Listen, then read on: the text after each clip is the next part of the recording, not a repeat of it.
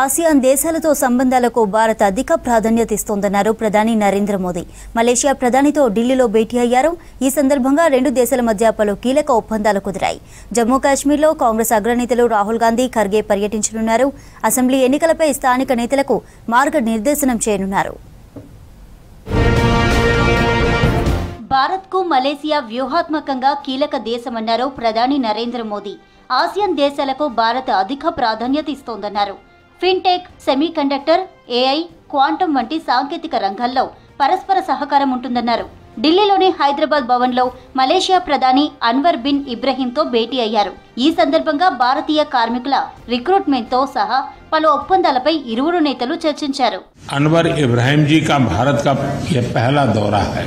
मुझे खुशी है कि मेरे तीसरे कार्यकाल की शुरुआत में ही भारत में आपका स्वागत करने का अवसर मिल रहा है। भारत और मलेशिया के बीच एनहेंस स्ट्रेटेजिक पार्टनरशिप का एक दशक पूरा हो रहा है और पिछले 2 सालों में प्रधानमंत्री अनवर इब्राहिम के सहयोग से हमारी पार्टनरशिप में एक नई गति और ऊर्जा आई है।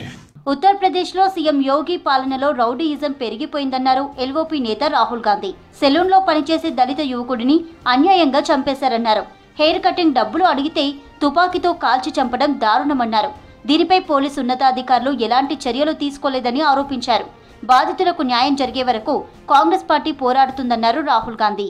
उन्होंने कहा कि छोटा बेटा बाल काटता है, 6-7 बार युवा आए उसके पास और उन्होंने उससे बाल कटवाए और पैसे नहीं दिए। आखिरी बार पैसे नहीं दिए तो लड़के ने कहा कि देखिए आज आप मेरे को पैसे दे दीजिए और उसके बाद उसके भाई की हत्या की गई। జమ్మూ కాశ్మీర్ అసెంబ్లీ ఎలక్షన్పై కాంగ్రెస్ అధిష్టానం ఫోకస్ పెట్టింది. ఏఐసీసీ చీఫ్ మల్లికార్జున ఖర్గేతో పాటు రాహుల్ గాంధీ 2 రోజులు ఆ రాష్ట్రంలో పర్యటించనున్నారు.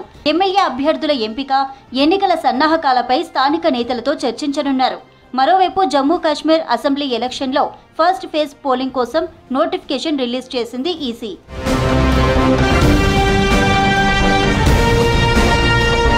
మాజీ ప్రధాని స్వర్గీయ రాజీవ్ గాంధీ జయంతి సందర్భంగా పార్లమెంట్ సెంట్రల్ హాల్లో ఆయన చిత్రపటానికి కాంగ్రెస్ నేతలు ఘన నివాళులర్పించారు.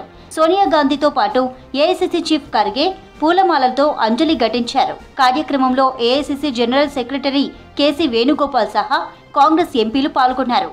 ఢిల్లీలోని వీర్ భూమిని సందర్శించి రాజీవ్ గాంధీకి నివాళులర్పించారు ఎల్ఓపీ నేత రాహుల్ గాంధీ.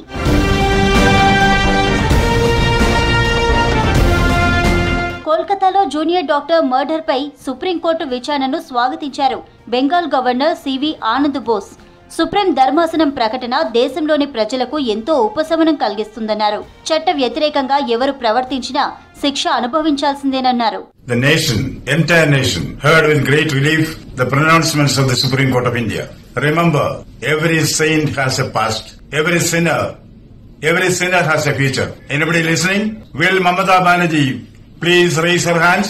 మంకీ పాక్స్ పై భారత్ అప్రమత్తమైంది. కేంద్ర ఆరోగ్య శాఖతో పాటు ఎయిమ్స్ మార్గదర్శకాలు జారీ చేసింది. ప్రజలు అలర్ట్ గా ఉండాలని సూచించింది. మంకీ పాక్స్ లక్షణాలున్నవారు కనిపిస్తే రిపోర్టు చేయాలని చెప్పింది. మంకీ పాక్స్ సోకిన వారిని ఐసోలేషన్ లో ఉంచేందుకు ఢిల్లీలోని 3 హాస్పిటల్స్ లో సిద్ధం చేసింది ప్రభుత్వం.